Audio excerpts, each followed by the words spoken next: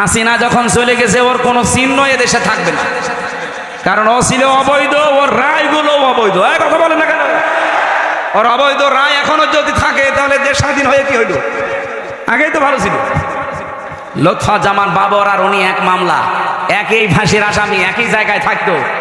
বলেন তারে 17 বছর পরে যদি এ সরকার আসার পরে ছেড়ে দেয়, তারেক জিয়ার বন্ধু গিয়াসউদ্দিন মামুনকে 17 বছর পরে যদি ছেড়ে দেওয়া যায়, একটা মজলুম মানুষ, মুরব্বী মানুষ, যদি হাইকোর্ট দেখান যে উনি সাজাপ্রাপ্ত, এই জন্য ওনাকে ছাড়া হয় না, তাহলে তারেক জিয়া 9 বছরের সাজাপ্রাপ্ত। এখানে যারা আছে জিজ্ঞাসা করে দেখেন, আর তারেক জিয়ার বউ 3 বছরের সাজাপ্রাপ্ত। তারা যদি সাজাপ্রাপ্ত হওয়ার পরে আগস্টের 5 তারিখে তাদের মামলা ঢিসমিস হয়ে যায়, তারা যদি খালাস পায়, উনিও খালাস পাবে না? মানে শরণজিৎ বাবু কি বলেছিল, শয়তান যদি কাউকে ধরে ছেড়ে দেয়, বাঘে ধরলে ছাড়ে, হাসিনা ধরলে।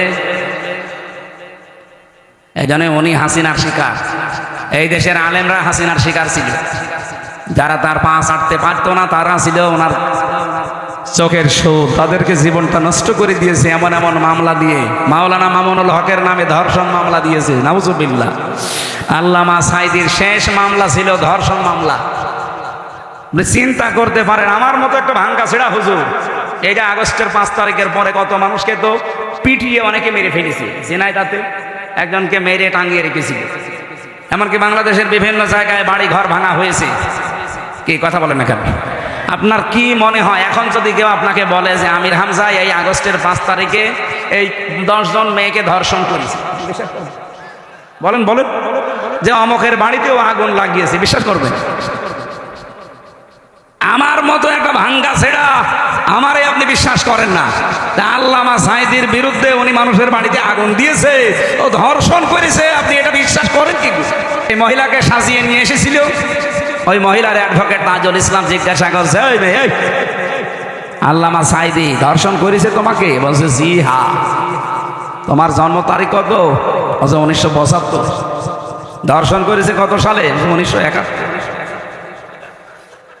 অ্যাডভোকেট তাজুল ইসলাম ওই দিনই বলেছিল, মাননীয় আদালত পয়েন্টটা একটু লিখে রাখেন, এই মহিলার জন্ম 75-এ, ধর্ষিতা হয়েছে 71-এ। ওইটা কি রুহের জগতে? ওই দিনে মামলা ঢিসমিস হয়ে যাওয়ার কথা না? কিন্তু হয়নি। ওই যে বিচারপতি কালা মানিক, তার বিসি উড়িয়ে গেছে। ওই শয়তান বলেছিল আল্লামা সাঈদীকে আমি ফাঁসি দিতে পারলাম না, এটা আমার জীবনের বড় আফসোস। এখান থেকেই তো বোঝা যাচ্ছে এগুলো সব বানোয়াট। এদের এই ট্রাইব্যুনালও বানোয়াট, এ বিচার ব্যবস্থাও বানোয়াট, ওই জজও বানোয়াট, বিচারপতিও বানোয়াট, সাক্ষীও বানোয়াট।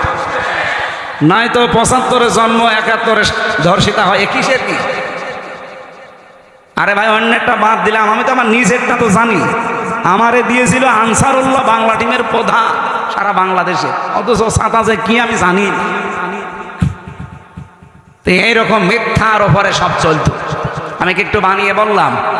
বলেন বলেন। কোরআনে কারিমে রব্বুল আলামিন জানিয়েছেন, ফাতিলকা বুয়ুতুহুম খাওফিয়াতাম বিমা যালামু ইন্না ফি যালিকা লাআয়াতাল লিকাওমিন ইয়ালামুন।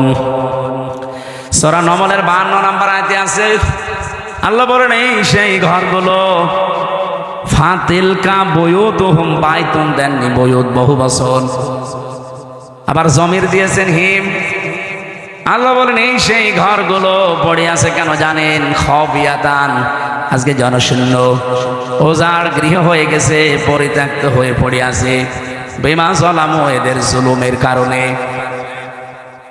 কি বুঝলেন এই আয়াত থেকে?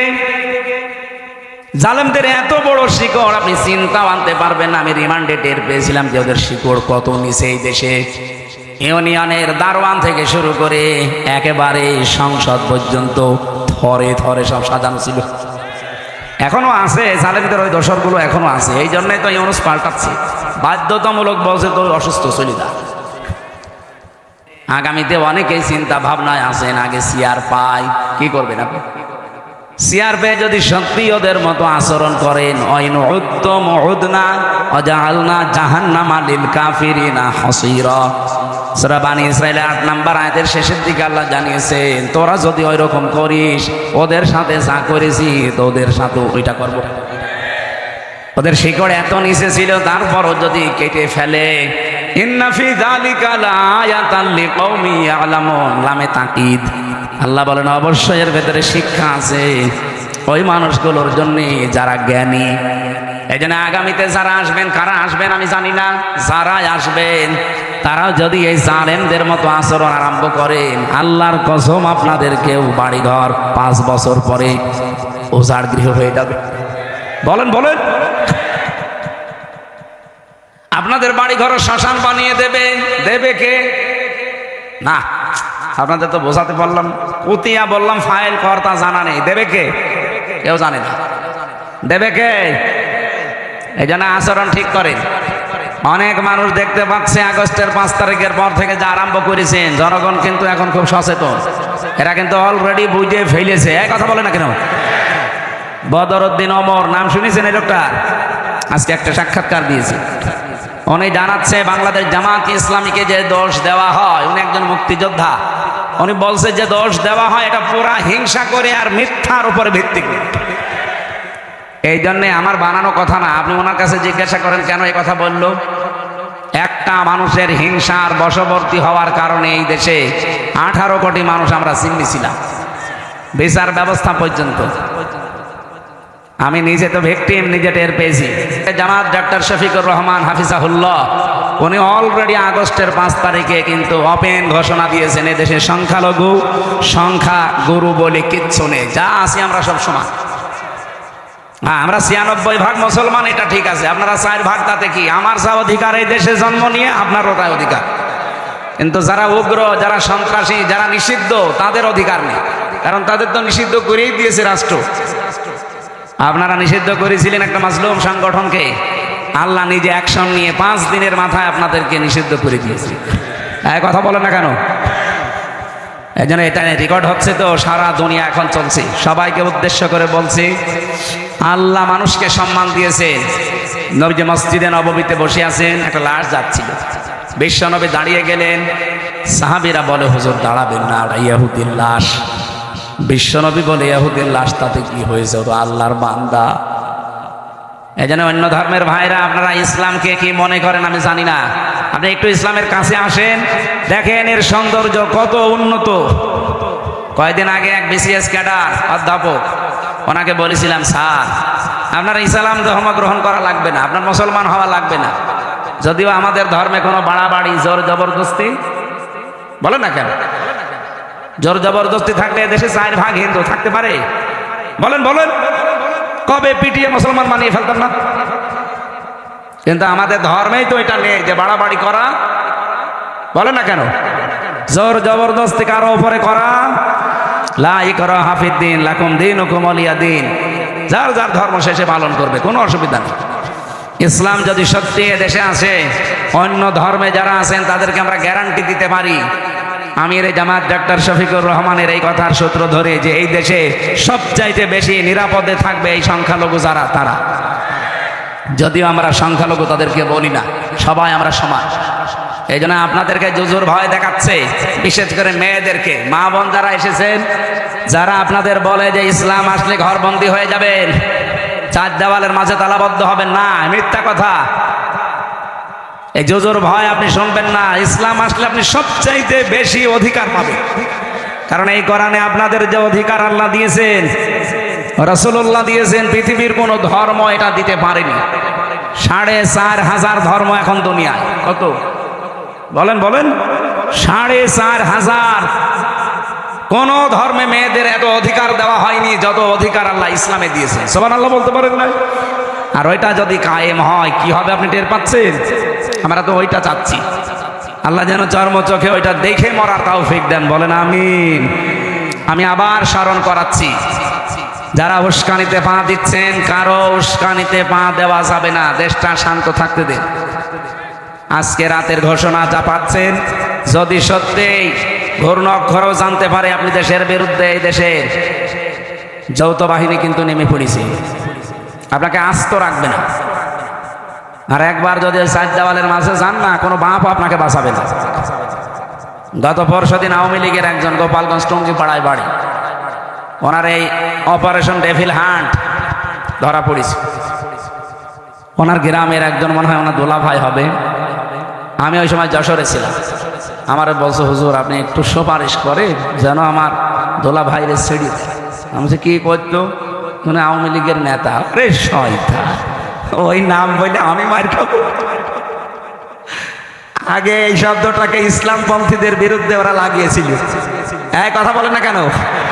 কেউ যদি এই দেশে ইসলামপন্থী যারা, বিশেষ করে জামাতি ইসলামী, ইসলামী ছাত্র শিবির, ইসলামী ছাত্রী সংস্থা, এদের যদি কেউ ধরে নিয়ে যেত, আর যদি কেউ পরিচিত মানুষকে বলা হয়তো, ভাই একটু বলেন মামলা যেন একটু হালকা করে দেয়, শিবিরের জামাতের ওর নাম বলে আমার পদ হারাবো?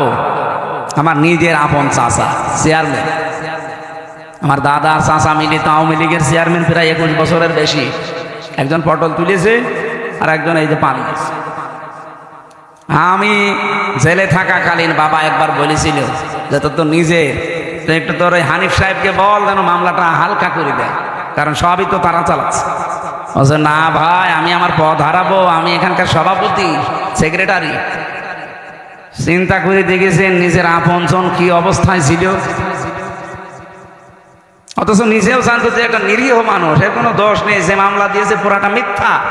মিথ্যার বিপক্ষে দাঁড়ানোর মতো কায়দা ছিল না 15.5 বছর।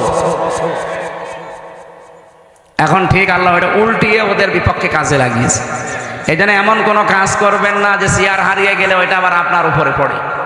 কি কথা বুঝতেছেন? এখানে দল মত নির্বিশেষে দেশে আমরা সবাই মানুষ, ধর্ম আমাদের আলাদা থাকতে পারে, আমরা কি আরো জোরে বলেন, মানুষকে আল্লাহ সবচাইতে বেশি কি দিয়েছেন? সম্মান। ওয়ালাকাদ কাররামনা বানি আদম, বনি আদমকে আমি সবচাইতে বেশি সম্মান দিয়েছি। সুতরাং এই সম্মানিত মানুষদের সম্মান নিয়ে যারা এই 15.5 বছর সেনিমিনি খেলেছেন, সামনে আর কাউকে এটা খেলতে দেওয়া হবে না। বলেন বলেন, আল্লাহ সেরকম একটা দেশ যেন সামনে আমাদের উপহার দেন, আর দেবেন দেবেন। এই কারণে আজকের তেলাওয়াতকৃত আয়াতে এই কথাগুলো আছে, খুব ভালো করে মনোযোগ সহকারে শুনবেন। সূরা মায়েদা 54 নম্বর আয়াত। কথা বুঝতেছেন? আল্লাহ রাব্বুল আলামিন বলেন, ইয়া আইয়ুহাল্লাযীনা আমানু, ওহে যারা ঈমানের দাবি করো, মাই ইয়ারতাদ্দা মিনকুম আন দীনিহি, তোমাদের ভেতরে কোনো ব্যক্তি, কোন দল, কোন গোষ্ঠী কেউ যদি আল্লাহর দিন থেকে মুখ ফিরিয়ে নেয়, এখানে ইরতিদাদ শব্দের বাংলা অর্থ, ইরতিদাদ শব্দের বাংলা অর্থ হচ্ছে ফিরে যাওয়া হক থেকে বাতিলের দিকে। যারা আল্লাহর দিন থেকে ফিরে বদ্দিনের দিকে ফিরে যায়, ফাসাউফা ইয়াতিল্লাহ, আল্লাহ বলেন আমি নিজে অতি শীঘ্রই বিকৌমিন, এমন একটা জাতি, এমন একটা দল তাদের উপরে আনয়ন করব, ইউহিব্বুহুম, আমি নিজে তাদেরকে ভালোবাসবো, ওয়া ইউহিব্বুনাহু, এবং তারাও আমাকে ভালোবাসবে। আয়াতটা আমি বাংলাদেশের সাথে মিলিয়ে অনেক মিল পেয়েছি। আপনি দেখেন তো আয়াতের পরবর্তীতে 3টা গুণ দেওয়া আছে। যদি দেখেন এই বাংলাদেশে যত দল এখন প্রায় 72টা, কারো সাথে কোরআনে বর্ণিত এই 3টা গুণ মিলে যায়, আপনি বুঝবেন আল্লাহ তাদেরকে নির্বাচিত করেছেন সামনে অনুমাক্কিনা লাহুম ফিল আরদ, জমিনের শাসন ক্ষমতা দেওয়ার জন্য। নাকি আমি এগুলো সব বানাচ্ছি? বলেন। যতগুলো তাফসীর আমি আয়াতের সাথে মিলিয়ে পড়েছি, বাংলাদেশের সাথে মিলালাম এই কারণে আমি দেখতে পাচ্ছি যে এ মিলে যাচ্ছে এই 72টা দলের ভেতরে একটা দলের সাথে। আল্লাহ কি বলেছিলেন? যদি কেউ আমার দিন থেকে মুখ ফিরিয়ে নেয়, আমি আল্লাহর প্রথম কাজ হবে ফাসাউফা ইয়াতিল্লাহ। এখানে আলেম আছে, দাখিল মাদ্রাসা, আলিম মাদ্রাসা যারা সোফার সহ সোফার বসে আছেন, দেখেন তো সাউফা শব্দটা আল্লাহ এখানে আনয়ন করলেন। সিন, সাউফা, কদ, লাম, আরবি গ্রামার যারা পড়ায়, এখানে 13টা আছে। কোন সেন্টেন্সের আগে যদি একটা আসে, বাংলা অর্থ দাঁড়ায় খুব তাড়াতাড়ি। আল্লাহ বলছে অতি শীঘ্রই, খুব তাড়াতাড়ি, ইয়াতিল্লাহ, আমি আল্লাহ নিজে। এখানে ফাইল কর্তাকে আল্লাহ নিজে, আমি নিজে খুব তাড়াতাড়ি বিকৌমিন, এমন একটা দলকে তোমাদের উপরে আমি নিয়ে আসবো, ইউহিব্বুহুম, যাদেরকে আমি আল্লাহ নিজে ভালোবাসি। সুবহানাল্লাহ বলতে পারেন না? ইউহিব্বুনাহু, এবং তারাও আমাকে সবচেয়ে বেশি ভালোবাসে। আগস্টের 5 তারিখের পরে আমরা বহু মানুষকে দেখতে পাচ্ছি, এর আগেও দেখেছি, এরপরে বেশিরভাগ দেখছি অনেকে দিন থেকে ইসলাম থেকে সরাসরি মুখ ফিরিয়ে নিচ্ছে। কথা কি বুঝে বললেন নাকি আন্দাজে বললেন? আপনি কি দেখতে পাচ্ছেন বাংলাদেশে অনেকে ইসলাম থেকে দিন থেকে মুখ ফিরিয়ে নিচ্ছে? তারা গালি দেয় জামাত ইসলামীকে। আরে ভাই, জামাত ইসলামী কি? সেটা দল। আপনি তারে গালি দেন কোন কারণে? আপনি তো সরাসরি আল্লাহকে, রসুলকে, ইসলামকে গালি দিতে পারছেন না, ওইটা এখন তুলছেন ওর উপর। জামাত ইসলাম হোক, চরমনাই হোক, আটরশি হোক, ইসলামপন্থী যারা এই দেশে, বলেন তো এই মানুষগুলো কি তার বাবার কথা আপনাকে বলে? চরমনার পীর কোনোদিন বলেছে যে আমার বাবা ছাড়া কেউ জান্নাতে যেতে পারবেন না? তিনি এই কথা বলে যে কোরআন হাদিস ছাড়া কেউ জান্নাতে যেতে পারবে না। জামাত ইসলামের কোন নেতা বলেছে যে আমার বাবাকে না মানলে জান্নাত পাবেন না? তাদের কথা এই যে কোরআন হাদিস না মানলে আপনি জান্নাত পাবেন না। কি বলেন বলেন? আল্লামা সাইয়্যিদ আবুল আলা মাওদুদী রহমতুল্লাহ আলাইহি, আল্লাহ রাব্বুল আলামিন জান্নাতের সর্বোচ্চ মাকাম তাকে দান করুন। আল্লাহর এই গোলাম বলেছিল, আমি ইসলাম মানতে গিয়ে দেখি নাই কোন বাবা কি বলেছে, কোন দাদা কি করেছে, কোন নেতা কি বলেছে। না, আমি দেখেছি আল্লাহ কি বলেছে, রাসূল কি করেছে। ইসলামপন্থী যারা এদেশে সবার এই এক কথায়, এই কথা বলে না কেন? সবার এই এক কথা, এর বাইরে যদি কারো কথা থাকে তারে মানা যাবে না। কথা বুঝতেছেন আপনারা?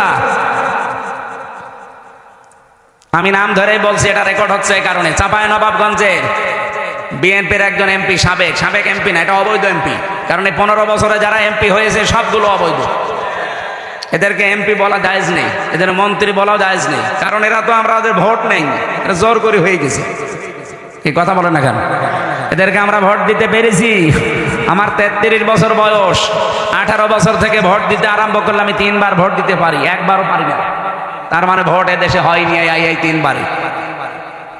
এজন্য সাবেক এমপি, সাবেক মন্ত্রী, এই 3 বারের যারা, তারা লিখবেন না। এতটুকু লিখবেন সাবেক চোর, না যদি আরেকটু বেশি লিখতে চান সাবেক ডাকাত। এর চাইতে বেশি কিছু লেখা আপনার জন্য জায়েজ নেই। এমনকি 15.5 বছরের রাষ্ট্রের যে ভাতা নিয়েছেন সব ফেরত দেওয়া লাগবে। এই কথা বলেন না কেন? এখানেও যিনি দায়িত্বে ছিলেন, এই যে হাসিনাকে হজরত বলে ডাকতো, কি জানো না, আল্লাহর ওলি, কোথায় আছে? পালিয়েছে। কি আশ্চর্য চামচামি দেখেন তো, সংসদে দাঁড়িয়ে এরকম একটা নিকৃষ্ট মানুষকে বলতো হজরত হাসিনা। তামাম দুনিয়ায় কয়টা রাষ্ট্র আছে বললাম? 257। বলেন বলেন, আরো জোরে বলেন। এই যে আন্তর্জাতিক রিপোর্ট বের হয়েছে, আমি কিন্তু আন্দাজে বলছি না, সব আমার পড়া আর দেখা। আন্তর্জাতিক রিপোর্টে 10 জন মানুষের নাম এসেছে তামাম দুনিয়ায়, যে তারা সবচাইতে বেশি নিকৃষ্ট এই জমিনের উপরে। তার 1 নম্বরে হাসিনা, 2 নম্বরে বাশার আল আসাদ, 3 নম্বরে নেতানিয়াহু। এটা সব আমি বানাচ্ছি এখন নতুন করি না। বলেন কেন তামাম দুনিয়া এদের নামগুলো 1, 2, 3, আর 1 নম্বরে আসবে আল্লাহর ওলির নাম চলে এসেছে। কি নিকৃষ্ট মানুষ হলে তামাম দুনিয়ার ভেতরে এখন 1 নম্বরে তার নাম আছে। আর এটা বানিয়েছে তো খ্রিস্টানরা, আমরা মুসলমানরা বানাইনি।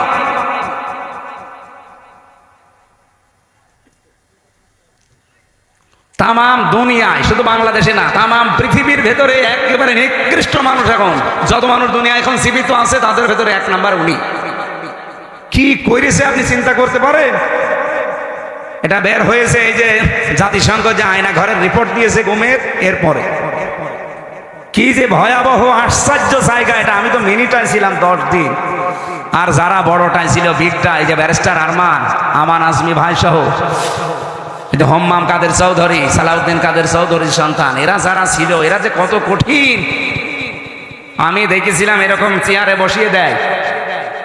আমার আগে একজনকে নিয়ে যে চেয়ারে বসিয়ে হাতের সাথে পায়ের সাথে ক্লিপ লাগিয়ে দেয়, এই গলার সাথে একটা লাগিয়ে দেয়, বেড়ি, ওদের একটা কি ফিতা আছে, এটা লাগিয়ে দিলে আপনার নড়তে পারবেন। মুখটা তো কালো কাপড় দিয়ে বেঁধে দেয়, হাত বাঁধা, পা বাঁধা, মাথা বাঁধা, আপনি নড়বেন কি করে? তখন একবার টিপ দেবে সুইচে, চেয়ার আপনার 1 মিনিটে 120 বার ধরবে। 1 মিনিটে যদি 120 বার হয়, সেকেন্ডে কয়বার? বলেন বলেন। আপনি চিন্তা করতে পারেন মাথার ভেতরে কত সূক্ষ্ম জিনিস আল্লাহ দিয়েছে। ফ্রন্টাল লব আছে, অক্সিপিটাল লব আছে, প্যারাইটাল লব আছে, মোটর কর্টেক্স আছে, সেন্সরি কর্টেক্স আছে, কত সেন্সরি জিনিসগুলো আল্লাহ দিয়েছেন মাথার ভেতরে। আর 1 মিনিটে 120 বার পাক দেবে। আপনার মাথা থাকবে? 1 মিনিট পরে মনে হবে আমি 4-5টা দুনিয়া দেখতে পাচ্ছি। হাত তো বাঁধা এভাবে ক্লিপ দিয়ে, এমন একটা মেশিন আছে ওদের কাছে, হাতের সাথে আর পায়ের সাথে লাগিয়ে দেয়, একটা টিপ দেবে, একবারে নখগুলো সব খুলে চলে যাবে। নখ খুলে ফেললেও তো হয়, ওর উপর আবার লবণ ছিটিয়ে দেয়। আপনার বিশ্বাস হচ্ছে না? আমি নিজে তো ফেস করেছি এগুলো। হয়ে যায় পুলিশ দাঁড়িয়ে আছে, জিজ্ঞাসা করে। এই ছিল দেশ। আর বলে আমি কি করেছি যে আমার পালানো লাগলো। আপনার এখনো মনে হচ্ছে না যে কি করেছেন? এদিকে আসেন, আপনাকে রেখে দিই ওখানে। আপনার তো 14 বছর থাকবে না, আপনি খালি 14 দিন থাকবেন ওই মাটির নিচে ঘরে। 14 দিন থাকলে আপনি এমনি মরে যাবেন। কত মানুষকে আমার সামনে দিয়ে লাশ বের করে নিয়ে চলে গেছে, বলেছে ও মরে গেছে। না, মরেনি, চিন্তায় মরে গেছে। এমন কঠিন ভয়ঙ্কর জায়গায় ওরা রেখে দিয়েছিল। আমার মনে একটা ভাঙ্গা ছেড়া মানুষকে 3টা বছর সেলখানায় দিলেও তো হইতো, দিয়েছে ফাঁসির কন্ডেম ছেলে, কবর ছেলে। শয়তানরা 24 ঘন্টা তালা লাগানো, আবার সিসি ক্যামেরা দেয়, কেউ যেন আমার সাথে কথা না বলে।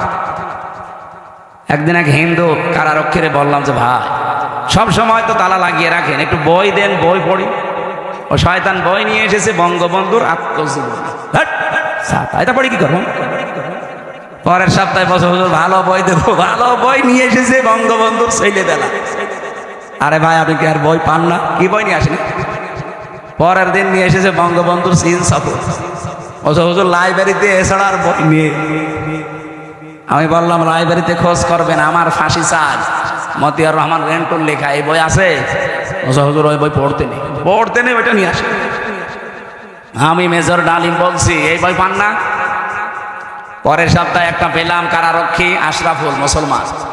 ওরে বললাম যে ভাই, আপনি আমার জাতি ভাই, যেটা আগে আসতো ও তো আর আলেম সালেম বোঝে না, ওর কাছে সব সমান। তা আপনি তো মুসলমান, আপনি যদি পারেন তো এটিএম আজহারুল ইসলাম আছে, ওই যে হিমেল বিল্ডিং এ থাকে, আপনি একটু যেয়ে বলবেন যে হামজা আপনার কাছে তাফসির আর বই চেয়েছি। উনি আমারে কিছু বই আর তাফসির পাঠিয়েছিল, তাফহিমুল কোরআন ফি জিলালিল কোরআন, প্রোডাক্টিভ মুসলিম, কারাগারে রাত দিন, জয়নব আল গাজালি, সালমান আল আউদা, এরকম ওনার কাছে বহু বই ছিল, তার ভেতরে কিছু কিছু পাঠিয়েছিল। নিরপরাধ এই মানুষটার সাথে 3টা বছর কাটিয়ে আসলাম। দেশটা স্বাধীন হয়েছে, কিন্তু এই মানুষটা এখনো মুক্ত বাতাসে বের হতে পারেনি। তার নামে যে মামলা, পুরাটা মিথ্যা, বানোয়াট আর হিংসার বশবর্তী হয়ে দেওয়া। কি কথা বলেন না কেন? আমাকে বানিয়ে বলছি। তার যে সাক্ষী আপনি দেখেন, একজন দেখেছে 6 মাইল দূর থেকে, আর এক সাক্ষী বলছে আমি 3 মাইল দূর থেকে, আর একজন বলছে আমি 1.5 মাইল দূর থেকে। আরে শয়তান, তোর চোখে কি পাওয়ার যে 6 মাইল দূর থেকে জিনিস দেখিস? মামলা যে দিয়েছে সে পালিয়েছে, মামলার যে আয়ু সে পালিয়েছে, প্রসিকিউটর পালিয়েছে, বিচারক পালিয়েছে, মামলার যিনি বাদী সে পালিয়েছে, কেউ নেই এখন, সাক্ষী যে সে পালিয়েছে। কেন ওই লোকটা ভেতরে থাকবে? আপনি, আপনার বিবেক কাঁদে না? আল্লাহ গ্যারান্টি দিয়ে বলছেন আমি কিন্তু রাজি হয়ে গেছি। এই গাছের নিচে যারা আপনার হাতের উপরে হাত দিয়া শপথ বাক্য পাঠ করছে, নিরপরাধ এই মানুষের হত্যার বিচার না করে আমরা দেশে যাব না।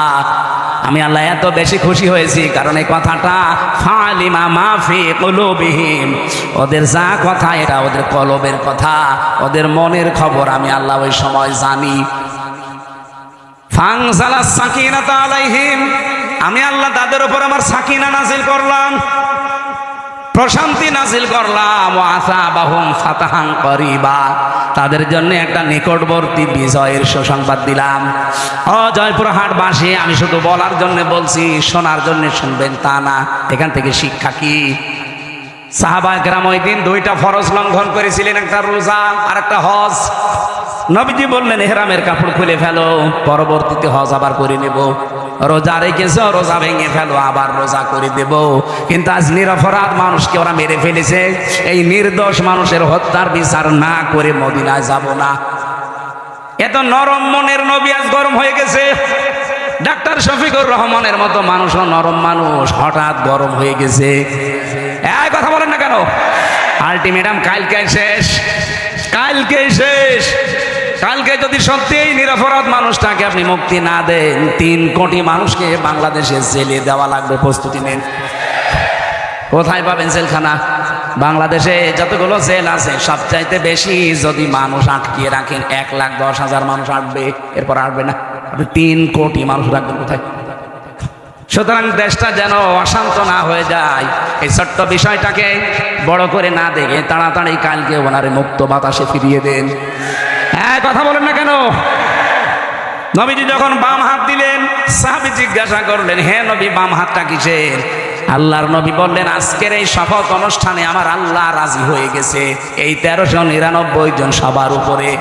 আমার ওসমান এখানে নেই, ওসমানের উপরও আল্লাহ তো রাজি হওয়া লাগবে, এই জন্য বাম হাতটা তুলে দিলাম, এটা আমার ওসমানের হাত। বাংলাদেশে 18 কোটি মানুষ কিন্তু রাস্তায় অলরেডি নেমে পড়েছিল এই বিক্ষোভ মিছিলে। আপনি দল মত ওখানে পাননি। আমি তো কুষ্টিয়ায় দেখলাম লক্ষ লক্ষ মানুষ রাস্তায়, এখানে দল মত নেই। সবাই আল্লাহর কোরআনের আয়াত বিশ্বাস করে এই নিরপরাধ মানুষটার মুক্তির জন্য রাস্তায় নেমেছিল। 1500 বছর আগে হুদায়বিয়াতে আল্লাহ যদি নিরপরাধ মানুষের পক্ষ অবলম্বন করার কারণে ওদের উপরে রাজি হয়ে কোরআনের আয়াত নাযিল করে, এটিএম আজহারুল ইসলামের জন্য এই নিরপরাধ নির্দোষ এই মানুষটার মুক্তির জন্য ওই দিন যারা রাস্তায় নেমেছে, আল্লাহর কসম আল্লাহ তাদের উপরও রাজি হয়ে গেছে। আমি কথা বোঝাতে পেরেছি?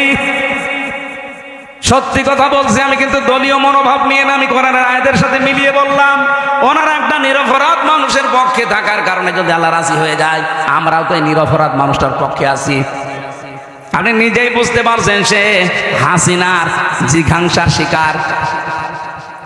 খালেদা জিয়া বারবার কিন্তু বলেছে জামাত ইসলামের যাদেরকে ধরে ফাঁসি দেওয়া হয়েছে সবগুলো মানুষ নির্দোষ, এখনো ভিডিও আছে। আর আপনি হঠাৎ করে আগস্টের 5 তারিখের পর থেকে কিছু কিছু মানুষ দেখলে ফিরে যাচ্ছে, নাম দিচ্ছে গালি জামাত ইসলামকে। আরে ভাই, জামাতকে তো আপনি গালি দেন, আপনি তো গালি দেন আল্লাহকে, রসুলকে আর ইসলামকে। বলে ইসলাম নিয়ে নাকি আমরা ধর্ম ব্যবসা করে খাই। আরে শয়তান, সারা জীবনে আমাদের এই পোশাক আশাক চরিত্র একই আছে। ধর্মের নামে যদি ব্যবসায় দেশে কেউ করে খেতে চায়, যারা শুধু ভোট আসলে টুপি মাথায় দেয় তারা। আজকে লুৎফুজ্জামান বাবরের বক্তব্য শুনেছেন, একটা জনসভা হচ্ছিল। উনি বলছে, আমি জেলখানায় 17 বছরে যাবার পর আমার সাথেও ছিল লোকটা 2 মাস। আমি যে ইমান এনেছি, আমার মতো ইমান আমার মনে হয় দেশের সবাইকে জেলে দেওয়া দরকার, তাহলে আমার মতো এরকম শক্ত ইমানদার হবে। আসলেও তা যারা আজ ফটর ফটর করছে, এই যে চাঁপাইনবাবগঞ্জের হারুন আর ওর বউ, এই 2 জনকে জেলে দেওয়া দরকার ছিল, কারণ এই 15.5 বছরে একদিনের জন্য হাসিনার রোষানলে তারা পড়েনি। বিনা ভোটের এমপি তারাও হয়েছিল। 2 বার জেলে গেছে হারুন, একবার রিলিফের টিন আত্মসাৎ করার কারণে, আর একবার শুল্কমুক্ত গাড়ি যেটা সরকার দেয় ওটা বিক্রি করে দেওয়ার কারণে। দলীয় কারণে, ইসলামের কারণে, দেশের কারণে একবারও তারা জেলে যায়নি। জেলে গেছে নিজেদের অপরাধের কারণে। আর তারা যদি এখন এই নিরপরাধ মানুষদের বিপক্ষে কথা বলে, এটা মেনে নেওয়া যায় বলেন? কিছু কিছু মানুষের কথাবার্তা এমন এমন শুনতে পাচ্ছি। এই জন্য যারা দায়িত্বে আছেন বড় বড়, আপনারাও মাজলুম মানুষ। আমরা আশা করব আপনারা এমন কথা বলবেন না যে আপনার কারণে, আপনার কথার কারণে এদেশের হাজারো হাজারো হাজারো মানুষের অন্তরে আঘাত লাগে। কি আমি নাম নিতে পারলাম না ওই মানুষগুলো। আশা করছি আপনারা পরিবর্তন হবে। এই জন্য দিন থেকে ফিরে গেলে আল্লাহর কোনো লস আছে, কোনো ক্ষতি আছে? আয়াতটা নাজিল হয়েছিল হযরতে রাসূলুল্লাহর জীবনের ওই সময়ে, যখন কিছু মানুষ দিন থেকে ফিরে চলে যাচ্ছিল, যে রাসূলুল্লাহকে বিপদে ফেলে দেবে, যে আমরা তোমার পেছনে নেই, তোমার এই দিন কি করে চলে আমরা দেখব। আল্লাহ তখন এটা নাজিল করলেন। হযরতে আবু বকর সিদ্দিক রাদিয়াল্লাহু তাআলা আনহু, তিনি ক্ষমতা নেওয়ার পর, তিনি খলিফা হওয়ার পর চারিদিকে আল্লাহর দিন থেকে বেরিয়ে যাওয়ার হিড়িক তৈরি হয়েছিল। বিশেষ করে কিছু ধর্মত্যাগী, এদিকে তাকান, কিছু ধর্মত্যাগী তারা আল্লাহর দিনের গুরুত্বপূর্ণ বিধান যাকাত এইটা পর্যন্ত দিতে অস্বীকার করেছিল। এটা ইতিহাসে শোনেননি? আবু বকরের সময় এসে তারা আল্লাহর বিধান যাকাত ওরা বলছে আমরা দেব না। হযরতে আবু বকর ঘোষণা দিয়ে দিলেন, রাসূলুল্লাহর জামানায় যারা যাকাত দিতেন আমার এই সময় এসে যদি যাকাতের একটা ছাগলের দড়িও দিতে কেউ অস্বীকার করেন, আমি আল্লাহর নবীর সাহাবী আবু বকর একা হলেও তার বিরুদ্ধে যুদ্ধ করব। আজ বাংলাদেশের দিকে আমি মিলালাম এই আয়াতটা। কত মানুষ তো ফিরে চলে যাচ্ছেন রাজনৈতিকভাবে, দলীয়ভাবে, ধর্মীয়ভাবে। যদিও রাজশাহী, খুলনা এই দুইটা বিভাগ এখনো পর্যন্ত এ প্রভাব পড়েনি, অন্যান্য বিভাগে অনেক বেশি পড়ে গেছে ধর্মীয় কায়দায়। হাজারো মানুষকে আমরা দেখছি দিন থেকে তারা ফিরে চলে যাচ্ছে, আর তারা মনে করছে আমরা দিনই মানছি, অথচ ওটা দিন না। বিশেষ করে কুমিল্লা, ব্রাহ্মণবাড়িয়ায় যে আমার তাহেরি ভাই, আমি নাম ধরে বললাম কারণ তারা দিন থেকে মানুষকে দূরে সরিয়ে অন্য জায়গায় নিয়ে চলে যাচ্ছে। ওরা যা করছে আল্লাহর কসম ওটা ইসলাম না। দয়াল বাবা, কেবলা বাবা, ফতে বাবা, শালি বাবা, কেল্লা বাবা, এ কোনো ইসলাম? বলেন কোন ইসলাম? এরা মানুষকে এভাবে দূরে সরিয়ে নিয়ে চলে যাচ্ছে। বাংলাদেশে শুধু ওনারা না, বহু মানুষ এই 15.5 বছরে বেশি করেছে এগুলো, এখনো ওরা থেমে নেই। বিভিন্ন কায়দায় মানুষকে দূরে সরে নিয়ে যাচ্ছে আসল দিন থেকে। আসল দিন ওই যে মাওলানা আবু বকর বলছিল না যে পৃথিবীতে সবচাইতে বড় দিনের কাজ হচ্ছে একামতে দিন। কারণ এটা কায়েম না হলে আপনি সুদ থেকে বাঁচতে পারবেন না, এটা কায়েম না হলে ঘুষ থেকে বাঁচতে পারবেন না। এই কথা বলেন না কেন? এটা কায়েম না হলে আপনি জীবনেও জেনা, ধর্ষণ থেকে বাঁচতে পারবেন না। এই যে চিন্তাই হচ্ছে, প্রশাসন পারছে না কন্ট্রোল করতে, এইটা এনে দেন, প্রশাসনও লাগবে না। মানুষের ভেতরে যখন তৈরি হয়ে যাবে, আমরা ওইটা তৈরি করার জন্য চেষ্টা আছি ভাই। যারাই দায়িত্বে আছেন আপনারাই থাকেন, আপনাদেরকে দিয়ে আমরা কোরআনের এই আয়াতগুলো প্রয়োগ করাবো, দেশটা হয়ে যাবে মিনি জান্নাত। এক কথা বলেন না কেন? যতদিন এটা না আসবে হাজারো চেষ্টা করলেও আপনি পারবেন না। একদিকে চেষ্টা করবেন, 10 দিকে ভেঙে চলে যাবে। এই জন্য আপনাদের চাইতে যেহেতু বাস্তবতা আমি দেখেছি বেশি, বয়স আমার ছোটটা থেকে, রাত আমরা যখন গভীর হয় দেখি রাতের বেলায় 3টা জিনিস রাস্তায় পাওয়া যায় বেশি, একটা বক্তা, একটা কুত্তা আর একটা পুলিশ। এই রাত বেশি হলে এদের পাওয়া যায় না। রাস্তায় যাবে হাতে নাই কুত্তার সাথে নাই পুলিশের সাথে।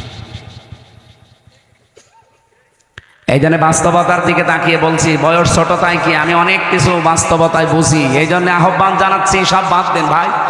আল্লাহর দিন থেকে দিনের নাম নিয়ে আপনাকে ফেরত নিয়ে চলে যাচ্ছে। ধর্মীয় কায়দায়, রাজনৈতিক কায়দায়, দলীয় কায়দায়, বিভিন্ন কায়দায় আজ দিন থেকে মানুষ চলে যাচ্ছে। রব্বুল আলামিন ঘোষণা দিয়ে জানিয়েছেন, ওয়াইন তাতাওয়াল্লাউ ইস্তাবদিল কওমান গায়রাকুম সুম্মা লা ইয়াকুনু আমসালাকুম। সূরা মুহাম্মদ।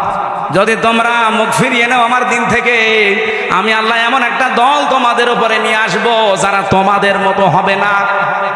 তারা আমাকে ভালোবাসবে, আমি নিজেও তাদেরকে ভালোবাসবো। তারা কারা? তাদের আল্লাহ কয়েকটা গুণ দিয়েছেন। দেখেন তো, বাংলাদেশে 72টার উপরে দল, 48টা নিবন্ধিত দল, আর একটা হলে আমরা 49টা থাকতাম, আমাদেরটাও ছিল। কিন্তু শয়তানরা রাগ করে, হিংসা করে, রাজনৈতিক প্রতিহিংসার কারণে আমাদেরটা আটক করে রেখেছে। আমাদের নিবন্ধন ছিল না, আমাদের মার্কা ছিল না। এই কথা বলেন না কেন? আরে ভাই, সরকার ছিল অবৈধ, রায় দিয়েছিল অবৈধ, আমাদেরটা নিবন্ধন আটকিয়ে রেখেছিল অবৈধভাবে। তার অবৈধ কিছুই থাকার কথা না, কেন এটা আটকিয়ে রাখবেন?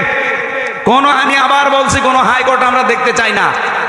বাঙালিকে হাইকোর্ট দেখাবেন না, খুব তাড়াতাড়ি আমাদের মার্কার নিবন্ধন ফেরত দেওয়া লাগবে। এটাই আপনারা রাজি আছেন না? দেখেন তো, হাত তোলেনি কে? দেখেন, ওই যে পেছনের ওরা হাত তোলেনি। হাত তোলেন। ওরা তাও তোলেনি, ওরা মনে হয় ওই দলের। ঠিক আছে, সারা দেশ থেকে এভাবে 18 কোটি মানুষ একবারে দাঁড়িয়ে যাওয়া দরকার। আপনি বৈধ জিনিস দেবেন না কেন? এই মার্কা নিয়ে যদি আল্লামা দেলাওয়ার হোসাইন সাইদি দাঁড়িপাল্লা মার্কা নিয়ে যদি এমপি হতে পারে, সেই মার্কা নিয়ে সামনে সাইদ সাহেব হতে পারবে না? বলেন। আমরা চাই এদেশে 300 এমপি হবে সামনে।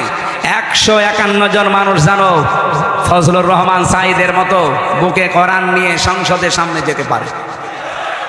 মাত্র 151 জন। 300 জনের ভেতরে যদি যেতে পারে, আমি আল্লাহর কসম দিয়ে বলতে পারি, নামাজের ওয়াজ এই দেশে আর করা লাগবে না, জাকাতের ওয়াজ করা লাগবে না, পর্দার ওয়াজ করা লাগবে না, জেনার ওয়াজ করা লাগবে না, এমনি তারপরের দিন বন্ধ হয়ে যাবে। সাইদ সাহেবের মতো 151 জন বলবে মাননীয় স্পিকার আমরা নামাজের বিল চাই, উনি বলবে ঠিক আছে হাত তোলেন কারা কারা চান, 300-র ভেতরে এরকম 151 জন হাত তুললে ওটা পাশ হয়ে যাবে। তারপরের দিন 18 কোটি মানুষ বাংলাদেশে নামাজ পড়তে বাধ্য। বলেন বলেন, আপনি সাইদ সাহেবকে ভোট দিয়েছিলেন মাত্র একটা, উনি যদি ওই জায়গায় কোরআন বুকে নিয়েছে নামাজের বিল আনতে পারে, নামাজ পড়বে মানুষ 18 কোটি। আপনার একটা ভোট দেওয়ার কারণে 18 কোটি মানুষ নামাজের সওয়াব আপনি আমলনামায় পাবেন। এটা রাজনীতি মনে হয় আপনার কাছে? আর আপনি যেটা করেন ওটা তো পুরা দুর্নীতি।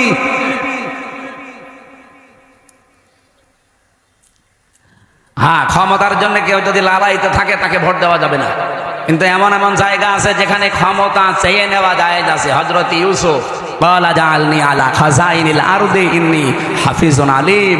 হযরত ইউসুফ আলাইহিস সালাম বলেছিলেন, বাদশাহ খাদ্যের দায়িত্বটা আমারে দেন, আমি সংরক্ষণ করতে পারবো।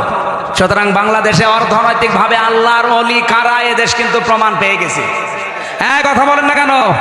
আপনি যা মনে করেন, রাগ করেন, খুশি হন, আমার ওটা দেখার দরকার নেই। বাস্তবে আমি বলছি, বাংলাদেশে রাজনৈতিকভাবে এবং অর্থনৈতিকভাবে আল্লাহর ওলি হচ্ছে জামাত শিবির। আপনি দেখেন 4 আনা এদিক ওদিক পাবেন না, তার প্রমাণ এখনো ইসলামী ব্যাংক। সুতরাং এরা যে প্রমাণ দিয়ে দিয়েছে যে অর্থনৈতিকভাবে এরা আল্লাহর ওলি, 4 আনা এদিক ওদিক হয় না। এদের 2 জন মন্ত্রী ছিল, এখনো পর্যন্ত তাদের মাটির বাড়ি উপরে টিন। মন্ত্রী মাটির বাড়ি উপরে টিন, 26টা টাকা বেঁচেছিল, ওইটা আবার ফেরত দিয়েছে। আর আপনি মন্ত্রী, 620টা বাড়ি আপনার। এই জন্য অর্থনৈতিকভাবে যে কারা আল্লাহর ওলি এটাকে আর প্রমাণ দেওয়া লাগবে? এইরকম মানুষ যদি দায়িত্ব চেয়েও নেয় তাও দেওয়া জায়েজ আছে, কারণ তারা সংরক্ষণ করতে পারবে। কথা বলে না কেন? আর আমরা